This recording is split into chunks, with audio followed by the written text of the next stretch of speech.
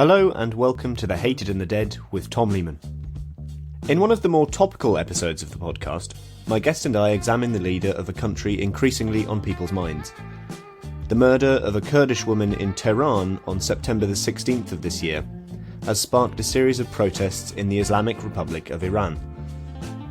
Since the establishment of the Islamic regime in 1979, one man has been a constant either near or at the top of its leadership. That man is Supreme Leader Ali Khamenei. First occupying the ceremonial role of president during the 1980s, the death of the similarly named Ruhollah Khomeini in 1989 saw Khamenei elevated to Supreme Leader. Domestically, his time as leader has been characterised on the one hand by consolidation of the regime after the Iran-Iraq war, but also by passionate disagreements in civil society over how puritanical Iranian religious doctrine should be.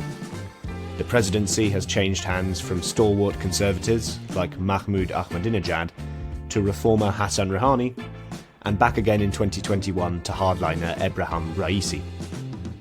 With each change has come a greater fracturing of Iranian society, and a slow drip of protests.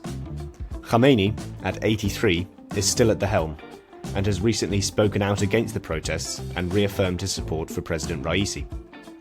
The main question of these protests is, will they be different to former demonstrations, lasting the course rather than dying out, and precipitating a change of regime?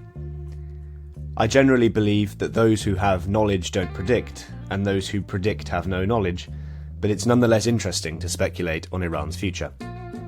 Joining me to discuss Khamenei and Iran is Borzou Daragahi, an Iranian-American journalist who works as an international correspondent for The Independent. Borzou is a member of Iran's Gen Xers, who came of age in the Ayatollah's tumultuous first decade in power. His comparisons of his generation and the current generation, who are much less squeamish about protesting against the regime, were great to listen to. Ladies and gentlemen, it's time to introduce Ali Khamenei.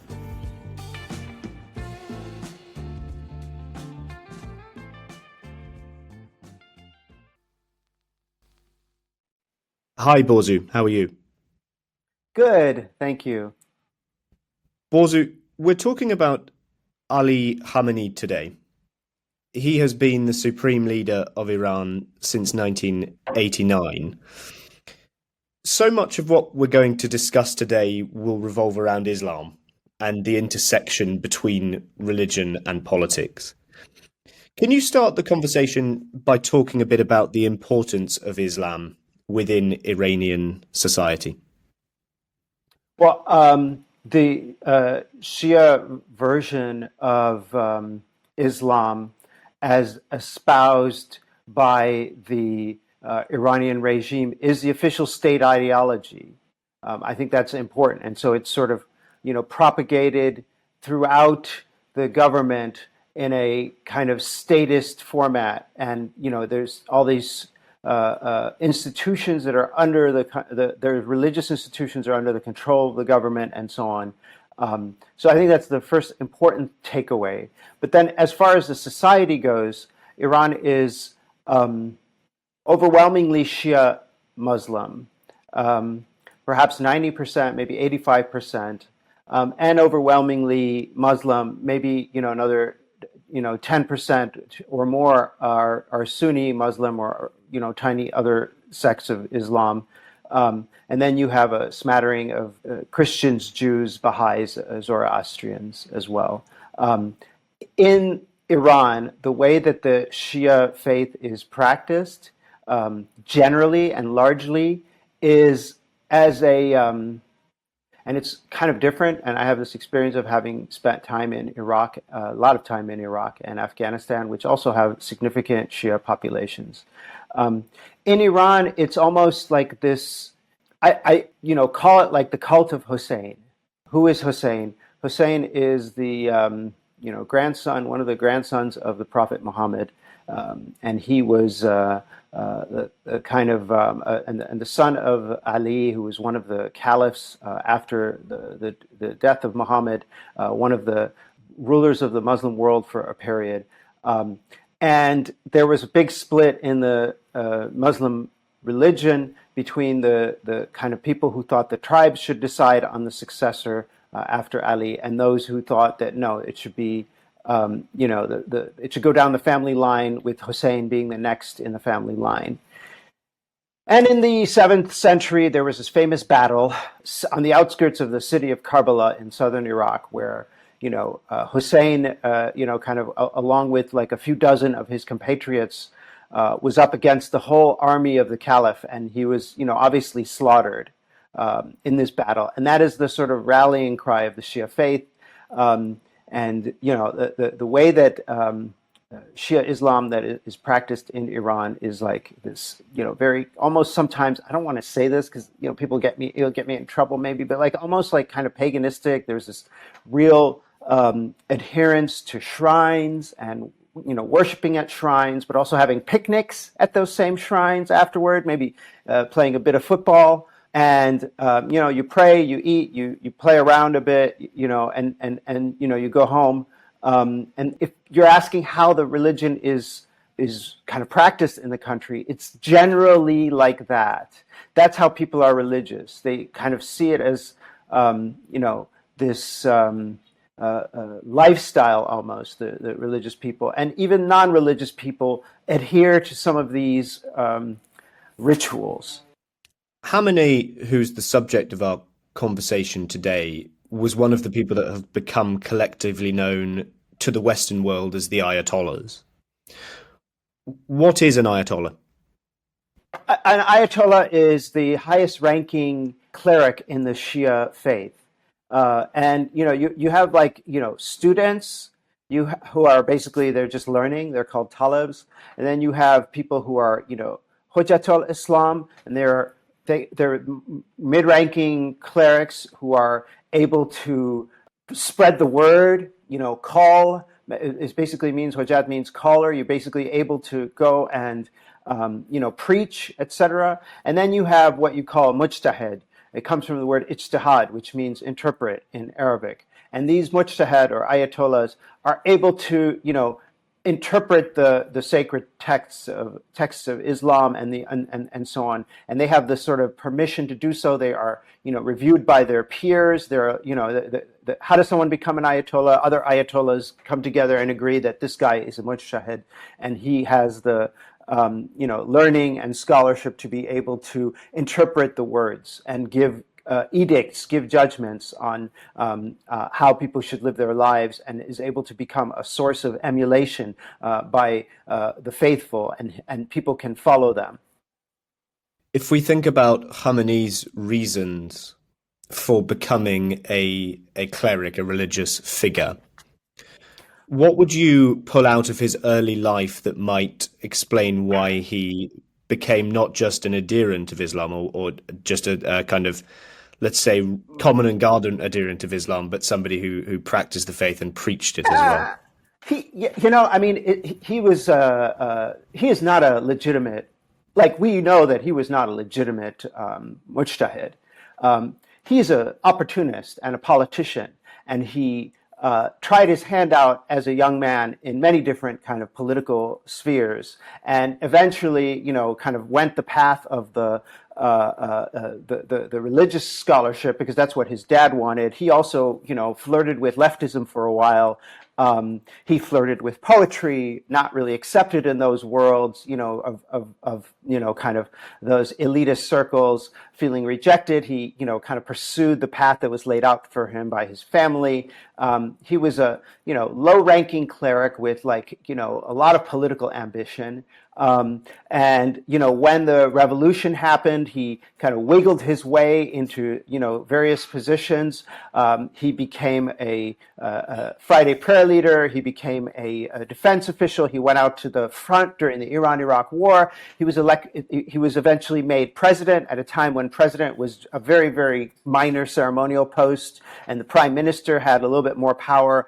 And then later on, when Khomeini died, it was, Rafsanjani who was the real power at that time, who, because he was not a, black turbaned cleric, Rafsanjani, because he was not designated a descendant of the Prophet, thought that it would be very difficult for him to be made supreme leader. Anyway, he wanted to be president because he thought that that's where the power would be. So he engineered Khamenei's rise as supreme leader very famously. And they made him ex post facto an Ayatollah, and a grand Ayatollah at that, even though he had not gone through the formal process of becoming a mujtahid. Okay, there's quite a lot to go into there. I think if we take a couple of steps back and look at the revolution of 79, Iran under the Shah by the late 1970s was a country that was increasingly fractious. Why was there discontentment with the Shah by the late 1970s? I think that, he went too far. I think a lot of people agreed with his modernization efforts. There was he had a constituency for that. But he, started this whole, and this, what they call the Rastakhi's party, and this kind of resurgence, it means like Renaissance in Persian. And he tried to enforce this, megalomaniacal project on the Iranian people, where they had to basically worship him as a deity. And that was just too much. He didn't, instead of moderating as Iran's middle class grew and people became more comfortable and educated and so on, he started becoming more extreme. And that really backfired because he lost a lot of his constituents, he lost a lot of his support. In addition, there was these sort of economic shocks, there was this period of rapid growth and expectations. And then all of a sudden, this whole thing ended. There was a big economic shock, and there was unemployment, and companies started closing. So after this period of growth, there was this declining sort of economic expectations, and so that really hurt his prospects for support, and that created the sort of groundwork for the revolution that brought together liberals, nationalists, Islamists, leftists, all of them united to overthrow the Shah. Yes, the opposition to the Shah, I think, by the time of the revolution was very widespread and quite multifarious in the way that you've said. Why then was it the clerics that ultimately took charge? What was the sort of power dynamics that occurred after 1979 that enabled those people specifically to take the reins? Well, they had the networks. They had the infrastructure with the mosques and the schools and the religious schools. They had the systems of power already in place that no one else did, and that was the advantages that they had. They also had a clear vision of what they want, and no one else had that. I think they had Khamenei, who was this sort of major figurehead who gave these, kind of incredible speeches that were very popular. And, I think this is really important. We're talking about the Middle East here. We're not talking about Belgium or France or Canada. They were the most ruthless. They were the most willing to go and knife their opponents at their own protests. If the women were having a protest, they would go and literally start knifing them. I mean, if you're willing to do that, you're probably going to be the winner in the Middle East, because sadly, that's what, basically wins you power is ruthlessness. You mentioned Khamenei there, a fairly similar name to our subject, but a different person. He was the first supreme leader of Iran. You spoke a second ago about Khamenei being politically, religiously opportunistic and ambiguous. Is that something that you wouldn't say about Khamenei? No, I mean, Khamenei was just smart and ruthless. Was he an opportunist politically? No, but he was clever. He was not, he was not as, I would say, unprincipled as Khamenei and the later leaders. He had a vision. He was an ideologue. He was a fanatic, and he pursued that. Whereas I think Khamenei at the beginning, before there was a cult of personality around him, like now, he was more pragmatic and looking around for opportunities and people and positions to exploit. Khamenei became president of Iran in 1981. In real terms, you have the supreme leader Khomeini and then Khamenei as the president. What does that mean in terms of how the country is actually governed? How much leeway did the presidents actually have to enforce an agenda to No, challenge the supreme leader? back then it was a time. First of all, back then there was a constitutional change in 1989, I think it was, and they got rid of the position of the prime minister. But back then it was the prime minister that had the power. Um, and the president was more of a ceremonial position. So, Khamenei wasn't really making policy during that time. He had a pretty prestigious title, but he wasn't making a lot of policy. At the time, it was a time of chaos and war. It was a period, it was the Iran-Iraq War. It was the first years after the revolution. Every single town, every single city had a local cleric or configuration of security officials that was, making the rules up as they went along. The countries, the power of the revolution and the power of the Islamic Republic had not yet been consolidated everywhere. They were fighting little civil wars against the Kurds, against, leftist militant groups. There was, uprisings in the southwest, in the southeast. There was airstrikes coming in from Iraq and so on. So at that time, it was basically a very dark time in Iranian history. The people who lived through it are still traumatized by that 8 years. And, there was not much real vision at that time. Everything was piecemeal. There was rationing of food. There was, basically people made by and the government made by however it could.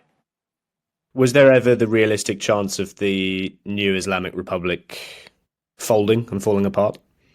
I think there was. I think in those first year or two after the revolution, there was a real good chance it would have happened. But then you had the Iran-Iraq War. You had Saddam Hussein save the Islamic Republic.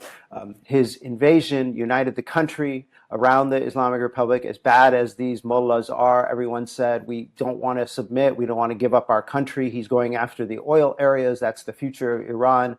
And that, brought along a lot of people into this is why, look, if I may make a contemporary point here, this is why many people who know Iran right now are really against the hardline regime change policies of certain Western governments, especially the US and so on. Like, let's just bomb Iran. It's like, look, you want to give the Islamic Republic another 20-year lease on life? Go ahead, bomb Iran. This is why people are, this is why you get these surprising positions of people who are like, no, no war against Iran. And you're like, oh, you're like an apologist for the mullahs. It's like, no, on the contrary. And I think that's one reason why people say that is because of the experience of the Iran-Iraq War, when everyone, gathered around the Islamic Republic because of that war. You mentioned the importance of oil a second ago. The Shah in the 1970s attempted to develop the country using revenues from Iran's considerable oil reserves.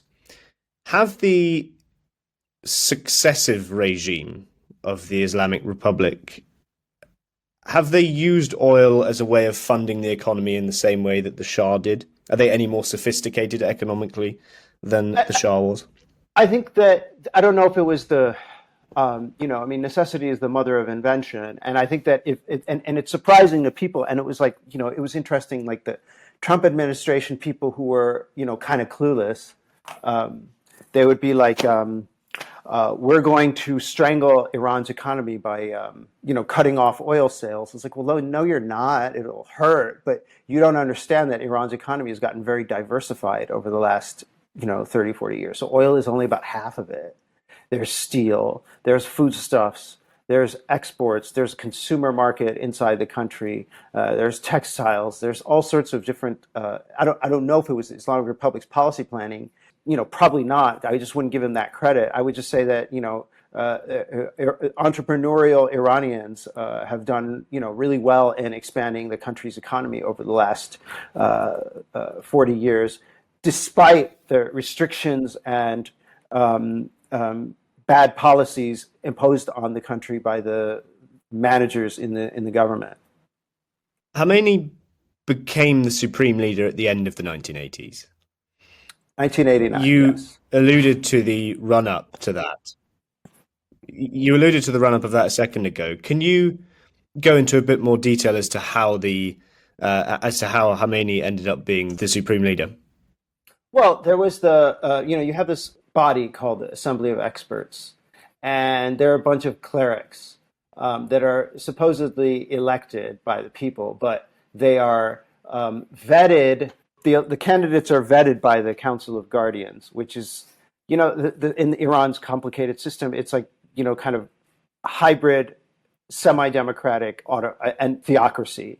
It's like you get to vote on the people who are made members of the Assembly of Experts, but the candidates are vetted by another body called the Council of Guardians, which is, appointed by the parliament and appointed by members of by the Supreme Leader's office. And then this Assembly of Experts decides on who the next Supreme Leader is. There's a few other functions it has, but that's its main goal, governing the office of the Supreme Leader.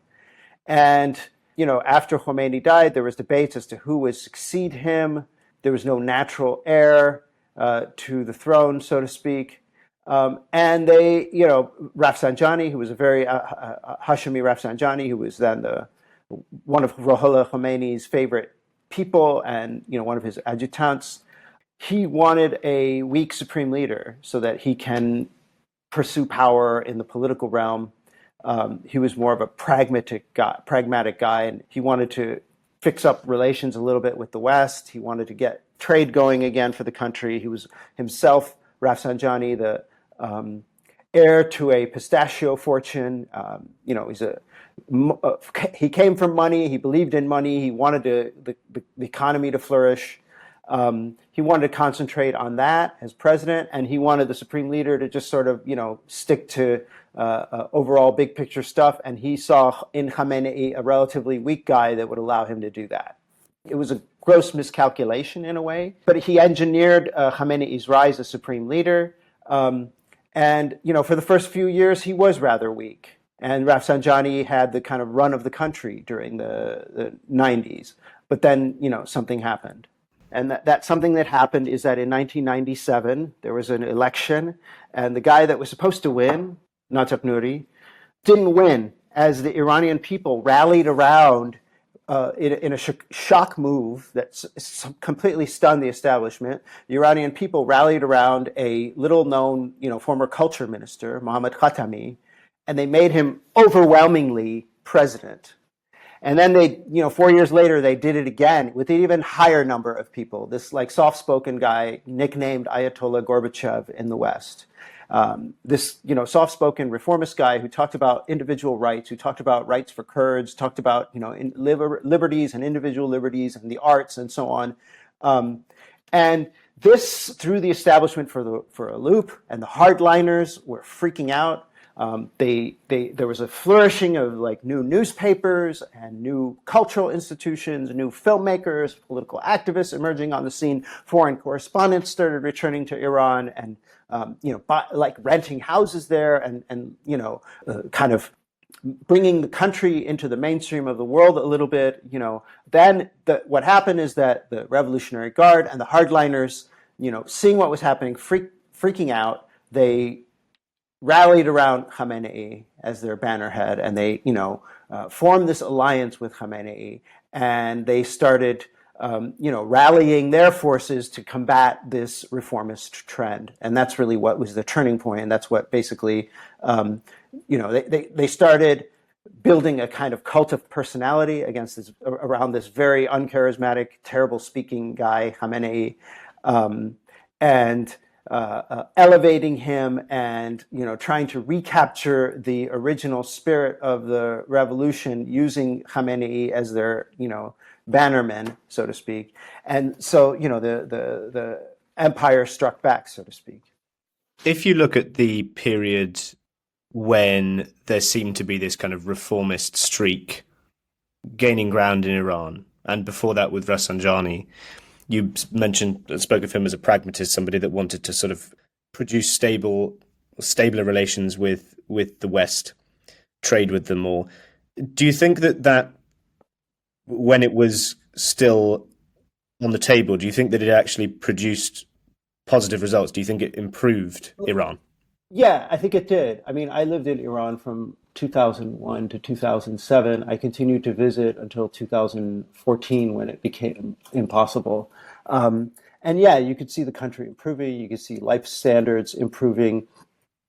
Look, there's even a theory out there. It's impossible to discuss right now because the Iranian diaspora space has become so toxic. But there's a theory that this uprising that's happening now in Iran is because of the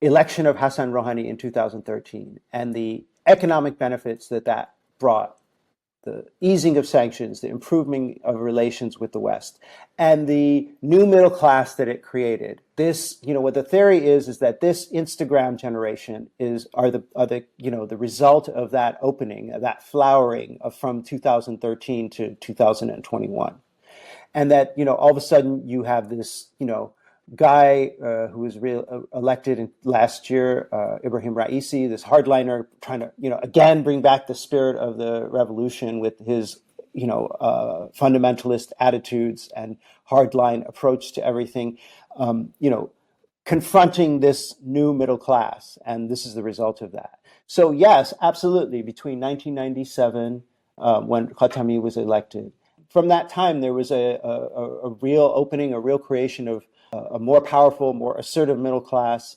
that had a lot of benefits for the country economically and culturally.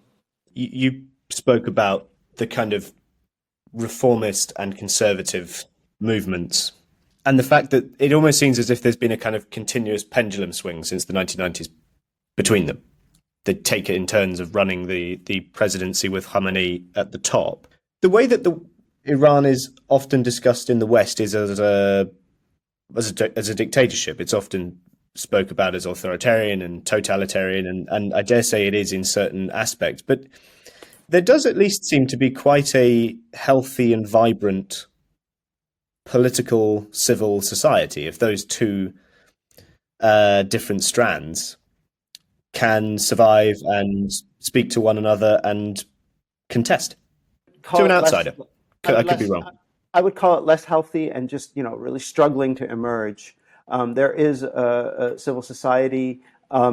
It's, even now, incredibly, with the unrest that's going on now, if you read the liberal press, the reformist press in Iran, there are some, really provocative ideas and interviews with different types of officials and real criticisms. Like there was an interview and stunning stuff occasionally. There was an interview today in the newspaper Etemad with a guy who was a leading Iranian scientist, and because he made some criticisms of the regime's leaders with regard to science, he was taken for 36 hours by the security forces, and they have an interview with him in which he describes the whole process of being abducted and what they did to him and what they said to him.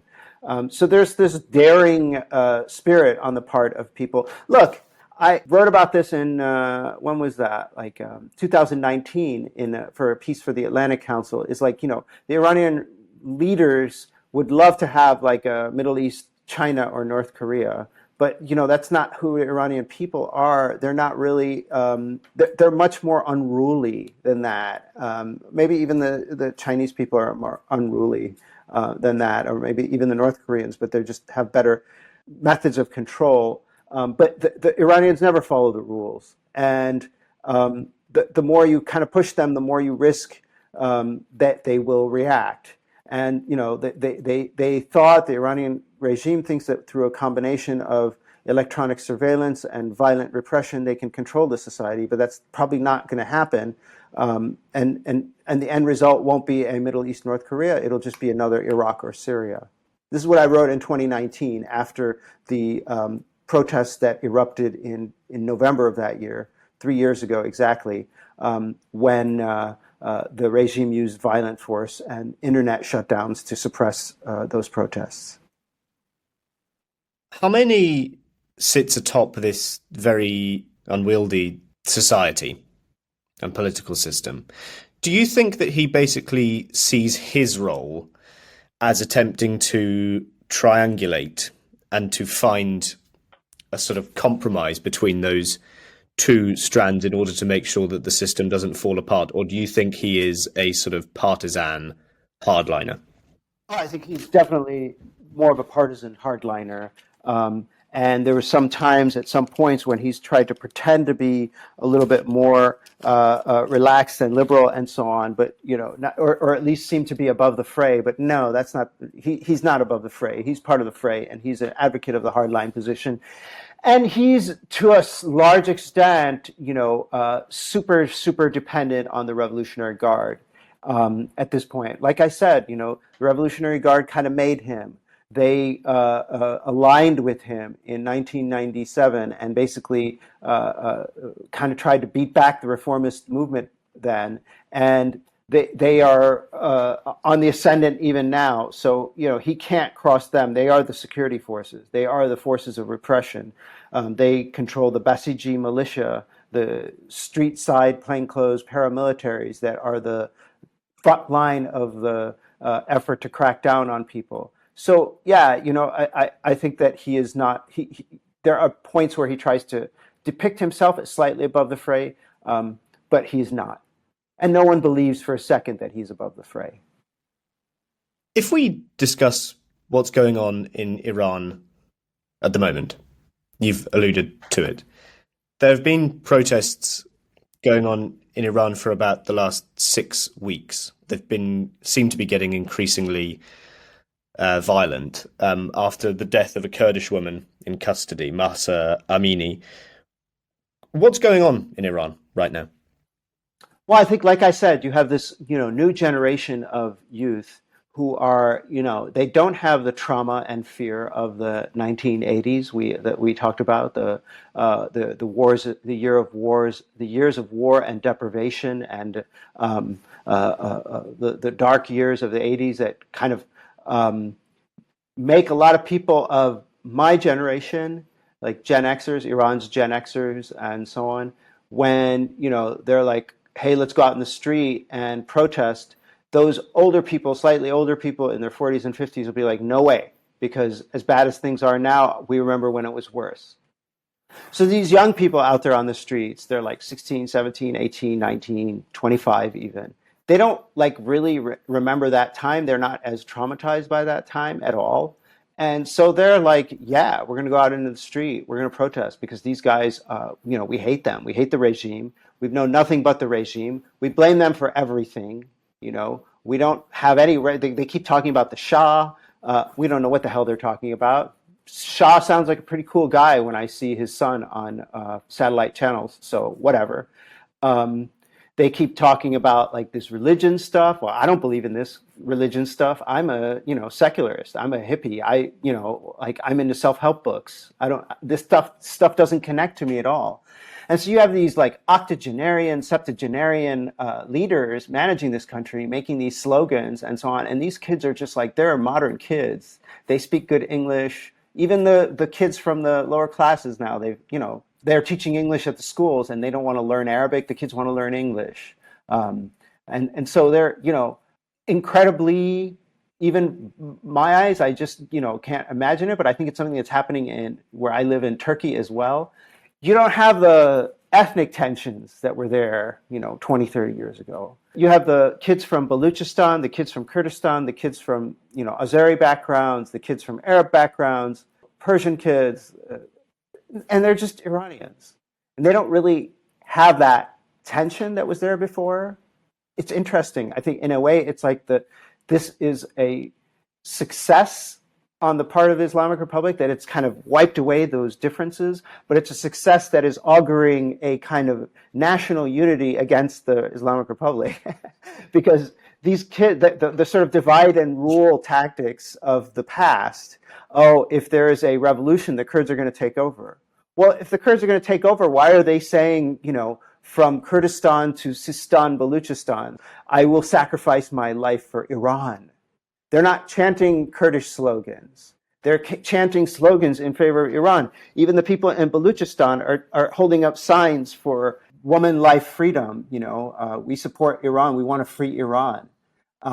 So like they've created they basically destroyed the ethnic differences, and people are just sort of cool with the ethnic stuff that they weren't 20, 30 years ago, and that is also creating a kind of sense of mission on the part of these young people. We have to create a new Iran that is based on the vision that we have for it. Over Khamenei's time in power, there have been countless protests against the regime, and they have always sort of fizzled out or been put down. Is this time different, do you think? Is this the moment at which the regime countless. comes under colossal... Not countless. There have been countless protests, not countless protests against the regime. There have been countless protests, especially in the last few years. There have been a lot of protests, teachers protests, truckers protests, unions protests, oil workers protests, students protest for this and that, and water people, environmental activists or would-be environmental activists protest over, lack of water coming to a river. But there have been very few that were directly aimed at the regime, and we can sort of count them. Okay, so this started in '99 with the protests at the students. Those were anti-regime protests, but under the reformist banner. And there were these, student protests in various campuses across the country. People rose up, and the regime struck back very hard, very violently. There were some student protests 4 years later as well, much smaller, but still significant, kind of getting at the anti-regime tone. And then you had the 2009 uprising against the disputed re-election of Mahmoud Ahmadinejad. And I was there for that. And that was huge. I'd never seen anything like that in my life. There was millions of people out in the streets. And at first the slogans were just like, we just want a fair election count. And then they quickly morphed into becoming more anti-regime. That went on for months and months and months until it was cracked down upon. And then it resurrected a little bit during the Arab Spring when people were doing solidarity protests with the Arab Spring uprisings. But that was, kind of quickly crushed as well. And then you had these protests in late 2017, early 2018 that were quite extraordinary for moving so quickly among the more poor people in the country. Protesters are hungry, but they were adopting those more radical slogans from the previous protests. And then you had this 2019 uprising of the poor over subsidies being cut and prices going up. And that was very large too, and the regime struck back very violently. So those are and then you have this thing now. Those have been the anti-regime protests. So they're not countless. What's different this time is... Okay, but they are numerous, right? This isn't the first time. Yeah. No, but I'm just saying that you can trace this vein of protests. You can trace it quite, you can trace it very, very, you can see very carefully where this movement came from. And so now you have this protest movement that is a kind of progeny of those previous ones, where it includes the 2009 people, the middle-class people demanding civil liberties. It includes the 2019 people who were the poor demanding rights in various cities that no one ever heard of, suddenly rising up.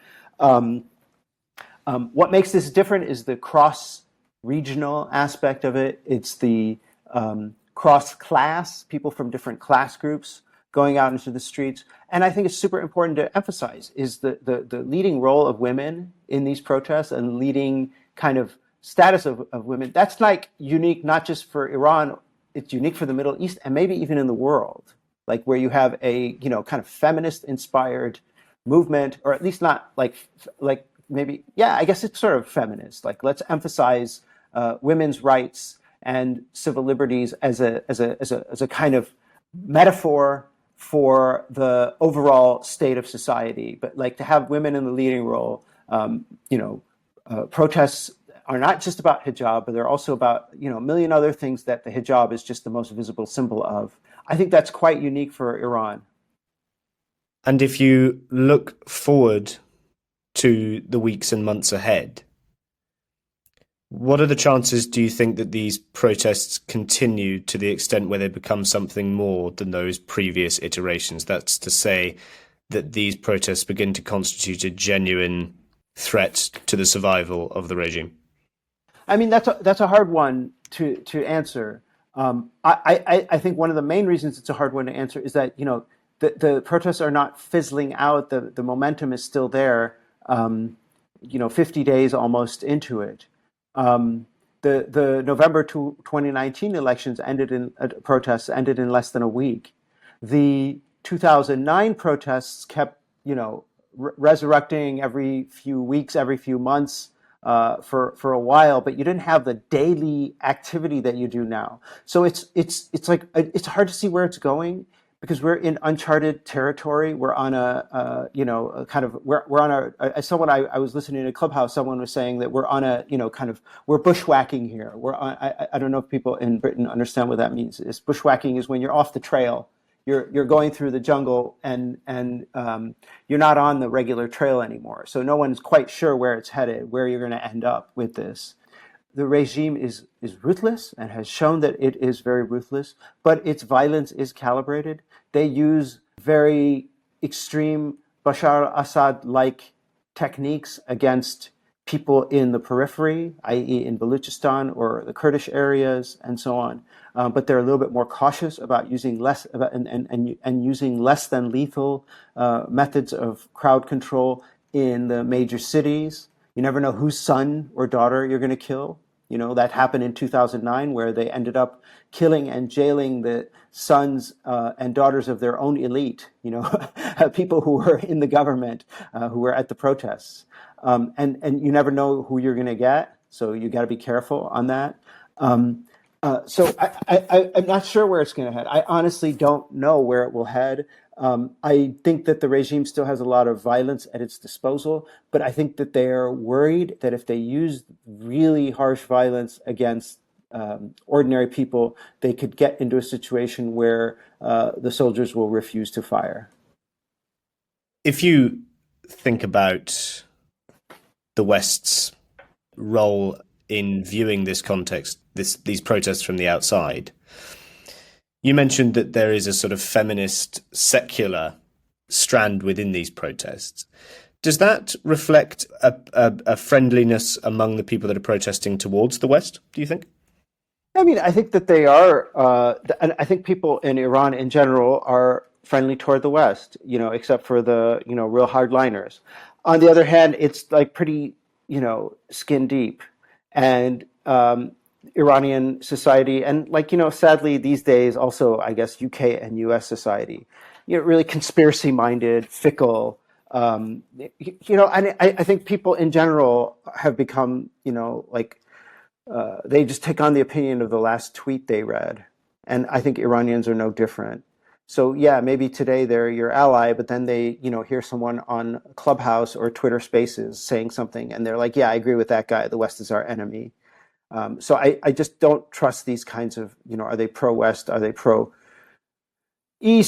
etc.? I think that Iranians of a certain class would love the kind of accoutrement of being a successful Western country. On the other hand, they have no understanding, as we in the West have less and less understanding of what it means to be a responsible civil member of a thriving democracy and what sacrifices and costs we have to pay to maintain that. So I don't know if it's I see where people are going with that question of is a future Iran run by this generation of people going to be more pro-West? What does that mean anymore, even when, the United States, the UK, and even are drifting towards authoritarian failed states themselves in some ways? I mean, I think most people in the West are now more skeptical of kind of intervention and changing countries' allegiances in the world. That wasn't really going to be my next question. My next question was sort of going to be, if you look at the people that are still supporting the regime, I don't know how numerous they are, and I'd be interested to know what you think of that. But just this question first, the people that are still behind the regime, does it reflect more than an admiration for the Ayatollahs, does it reflect a dislike for the West, do you think, and a suspicion of the West? I think that in their propaganda, yeah, they are, they despise. I mean, the most intellectual of them, you have your followers and your leaders, okay? The most intellectual of them, have a whole kind of philosophy about, like, have a whole philosophy about how the West is decadent, how it has destroyed the family, and traditional values, how it's this sick consumer culture, and so on. But even Iranian hardliners, they're living in nuclear families in the cities and increasingly detached from their familial and traditional past, more and more consumer oriented. So I think that, yes, there's a kind of theoretical underpinning for the hardliners' anti-Western attitudes, but that doesn't translate into their supporters. So, like last elections, okay, you had 18 million people out of 85. I don't know what the adult population of Iran would be. Like 18 million people voted for Ebrahim Raisi. Okay, let's say that maybe like a quarter of those people, okay, voted because they had to. Like they voted because it's probably more, but because if you don't when you vote in Iran, you get a stamp on your ID card. And if you don't get that stamp and you apply for a job or something like that, and they examine your ID card and like, oh, you didn't participate in the vote, that's a point against you.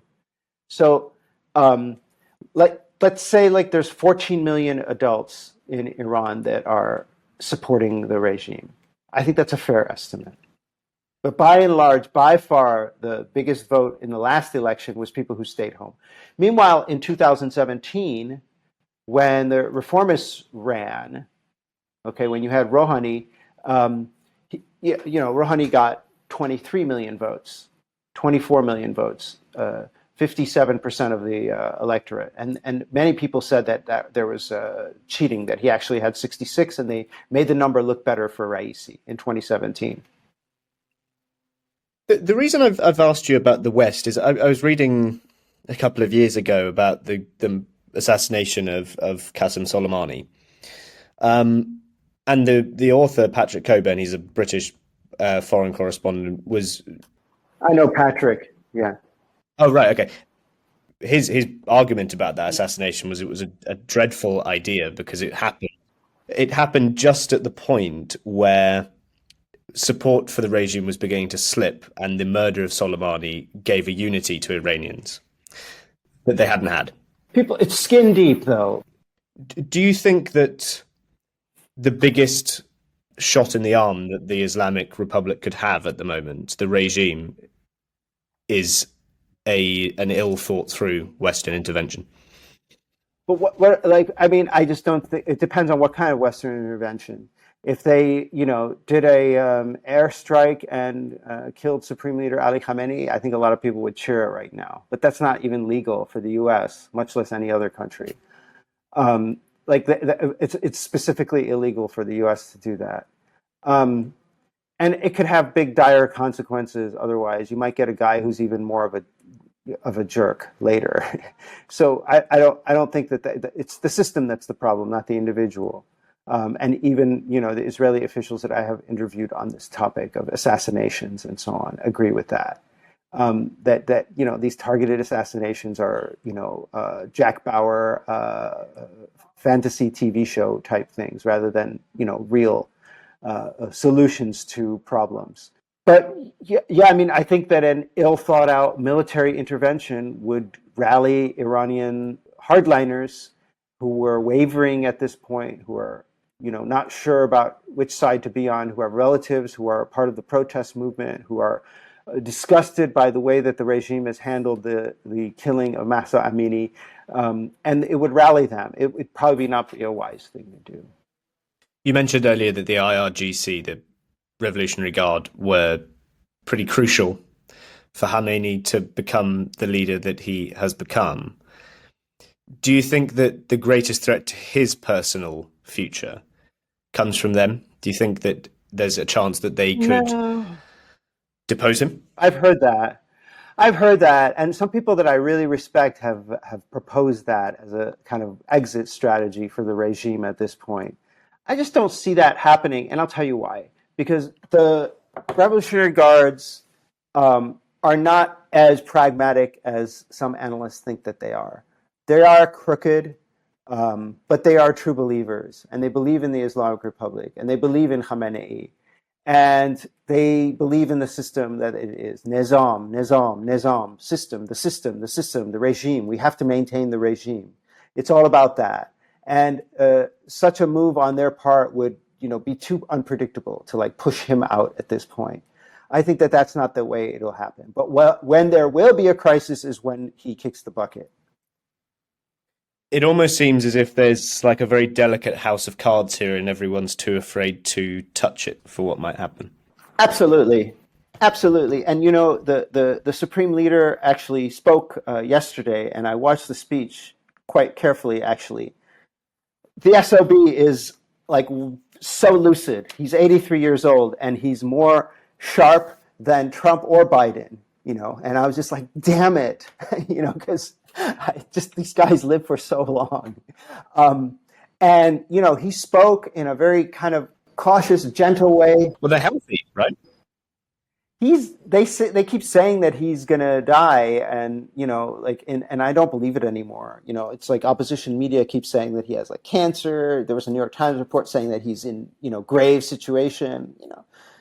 The guys look great, and he sounded even better. He sounded better than effing Herschel Walker or Biden these days, and definitely less insane than Trump. So I like was listening to what he was saying, and he was really cautious and like basically not taking any responsibility for what's happening. He even said, these kids who are out there on the streets, they're protesting. They're our kids. They're a little misguided, almost joking. Maybe some of them are foreign agents, but they're our kids, and they have a disagreement. And he was so cautious. No one, and you're right, the system is in a paralysis. No one wants to take responsibility. No one wants to make any kind of bold moves.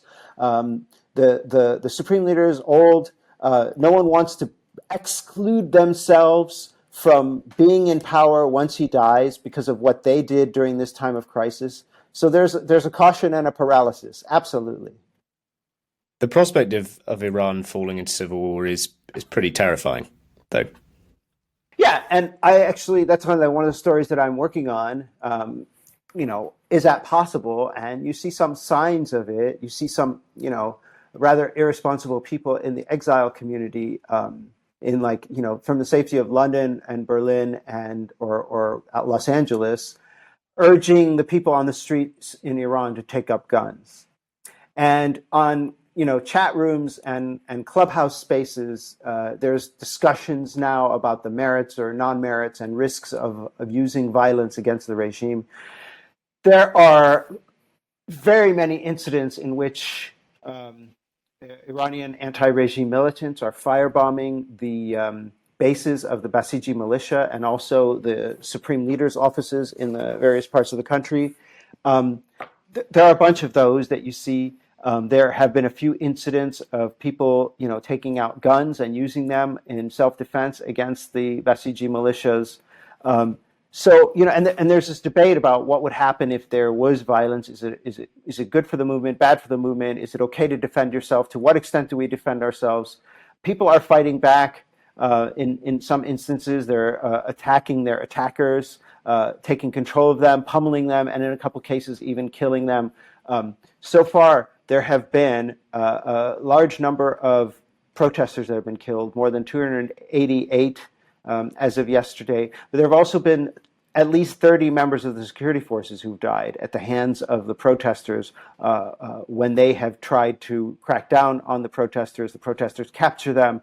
And, so there's all sorts of slightly disturbing dynamics at work that could turn into a civil war. But I think by and large, the consensus among the opposition is that we have to stay kind of largely nonviolent. And this is a wisdom that I really admire. You hear people talk about that. No, we have to stay nonviolent because, and this is the part that gets me and really gets at my heart, because they say that the society that we want to build afterward will not be possible if we turn to violence. If we turn to violence, that wisdom that a 19-year-old kid has is just extraordinary. One final question for you. Given what we've said about the possibility for the West to impact this, what does a sensible Western reaction to increasing amounts of violence in Iran look like? I don't know if it matters. I don't know if what the West does matters. Like, I think that, it's just not important. I mean, I don't really see it as significant. Maybe my view is a little controversial, but prove me wrong that what the West does really matters in this case. I'm open to someone showing me how, even 80,000 people in Berlin protesting against the regime, what does it matter to the regime?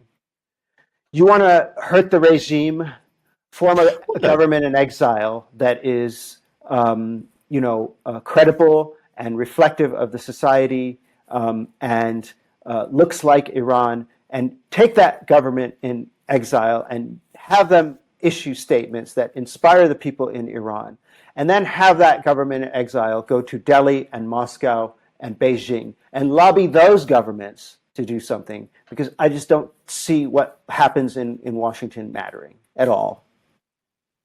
Borzou, thank you. That's been a very enjoyable talk. If people want to read more of your stuff or find out more about what you've written about Iran, where can they go? I mean, you can just, I actually have a website that has some links to my articles in The Independent, as well as the Atlantic Council. You can just Google my name too. Thank you. Great. Thank you for listening to The Hated and the Dead. If you've enjoyed this podcast, follow it on Spotify and Apple Podcasts, and, for good measure, leave us a review. You can also follow The Hated and the Dead on Twitter, Instagram, and Facebook, so you never miss new content.